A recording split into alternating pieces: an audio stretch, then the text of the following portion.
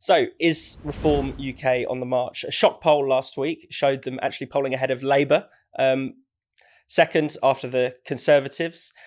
There's also been a lot of defections to Reform. Major donors, the billionaire Nick Candy, who used to be a big Tory donor, has become their treasurer. There's even been talk of Elon Musk possibly injecting hundreds of millions of pounds or dollars into the Reform coffers. Claire, what do you think? Could this be Reform's moment? I think that there is a momentum around Reform that's almost got nothing to do with Reform.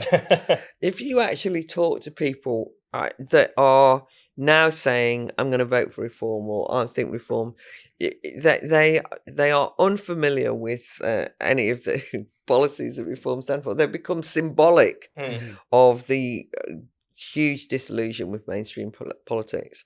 And that, of course, is something to celebrate. And I think that Reform are reaping the benefit of the very rapid plummeting support for the Labour Party, which was already only in a situation of being voted for because the Tories were so despised because of their betrayal. So a sense of betrayal in general means that people don't want to just retreat into nothing, but want to find a way of expressing their populist discontent. And of course, Reform standing there, and you can then look to them. Farage is a very high profile figure. I do think and so once the momentum's on your side, and therefore I do think some of these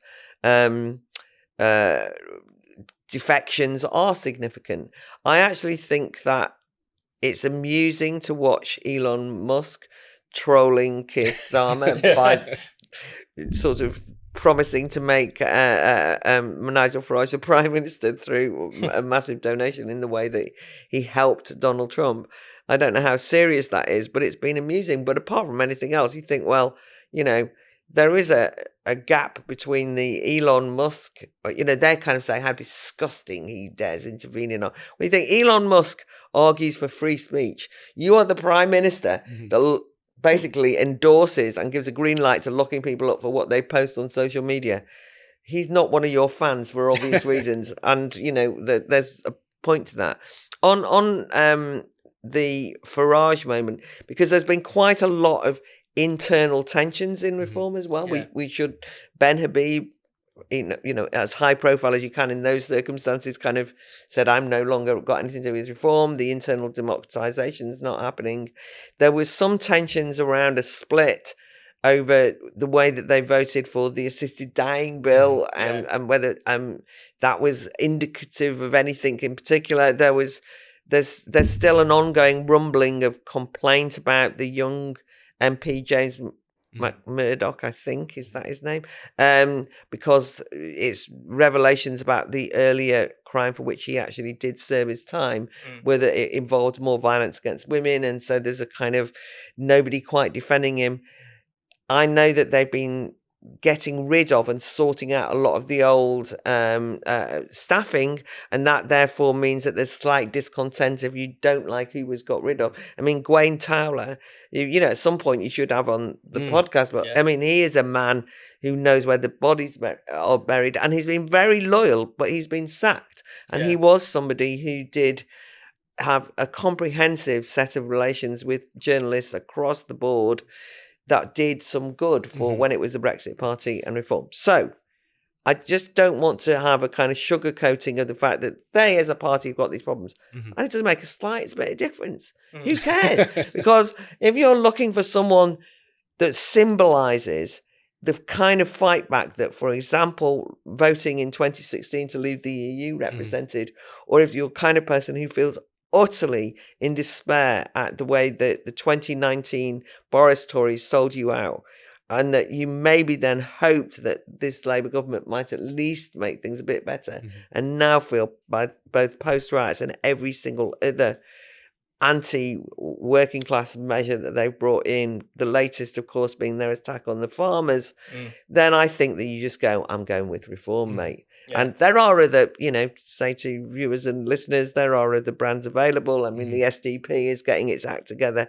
But, as a serious challenger, I think they stand a chance of really breaking the mold. No, absolutely. And I think it's because the kind of, as things currently stand, the longer term shifts favour them so obviously, because there is still this discontent which has been untapped. There is this pool of voters who might have voted for the Tory party for the first time in 2019 and feel very disillusioned and now moving back into that column. There's going to be a lot of Labour voters who either held their nose and voted for this government or didn't, or traditionally were Labour voters and haven't gone back into the fold. There is all kinds of opportunities here, and it has been really striking that whilst the kind of, as ever, you have the kind of internal disputes and discussions, the people feeling that the party's over if it doesn't do X, Y, Z. Similarly, you'll have the media continue to latch onto specific stories as a means to try and bash Farage, as has happened with this grim James McMurdoch story. Because of the fact that the facts on the ground haven't changed, people are still furious with the two main parties.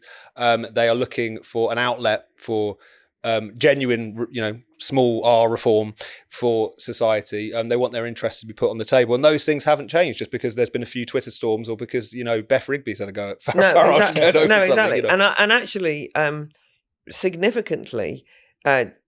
The story always has been, and is one which I understand, which is to say, how can you break through first past the post? I mean, Parliament can't be representative.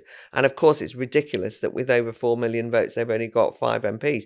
But the thing is, they did break through first past the post and got 5 MPs. Yeah. And they could get a lot more. And those MPs then, regardless of anything, actually, particularly Rupert Lowe and Richard Tice, are effective in the chamber, as they say. They're actually making quite a name for themselves. They've kind of mainstreamed and normalised the fact that they will stand up and ask questions about issues which nobody would dare. Rupert Lowe keeps saying, can we have the how many of the crimes committed were by illegal immigrants, right? And everyone goes, who brought him in here? Why was he allowed in the room? At the Spectator Parliamentary Awards, it was funny because Farage and Tice were there.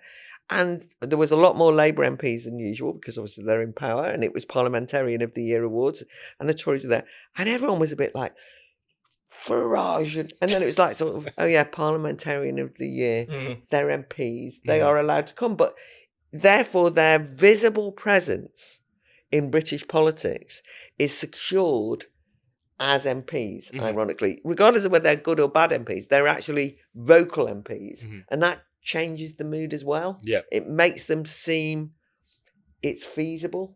They're not just on the outskirts all the time. So yeah, interesting times. And I'm almost surprised that people are surprised by this turn of events, not least because, in the wake of the European elections, in which you were obviously elected with the Brexit Party, Claire, to the European Parliament, you looked at the Westminster polls after that, and there was a very similar kind of picture to what we're seeing now. There's a kind of almost a sort of three-way split between what was then Brexit, what is now Reform, the Tories and Labour, and then the rest of the percentages kind of shared amongst the rest. So it was quite clear that the 2019 election, the two-party system, at least on the basis of voting intention, is a bit different when you filter it through first past the post and so on, was really breaking down. That the kind of the truism that both Labour and the Tories could at least rely on about a third of the electorate was really starting to dip below that waterline. So it is really all prime for the taking, and Farage's the only one who's willing to do it.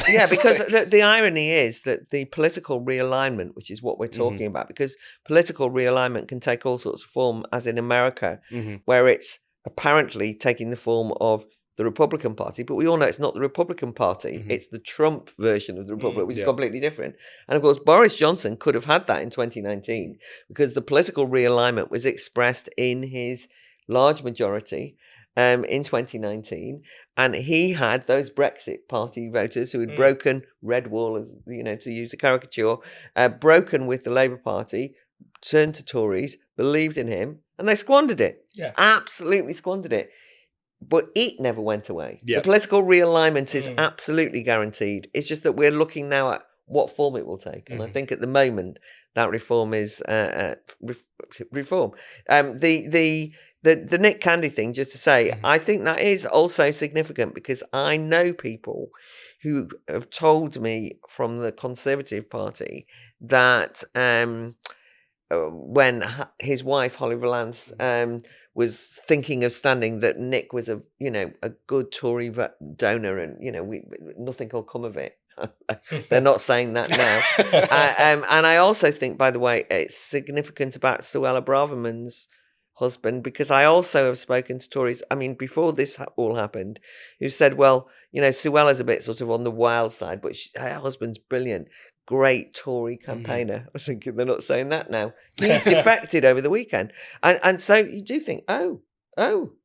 And I, as you say, it's not a surprise, but what it does mean for that Conservative Party is panic. Yeah. And somebody actually on Newsnight pointed this out, which is if rather unusually, one commentator pointed out that if the Labour Party aren't panicking, that's just because they're being complacent and in a bubble, and they need to, because it's the Labour Party that's really going to suffer the outcome of this. We always talk about it like, oh, well, will it mean the Tories completely collapse? But I think it's the Labour Party wants to watch their backs.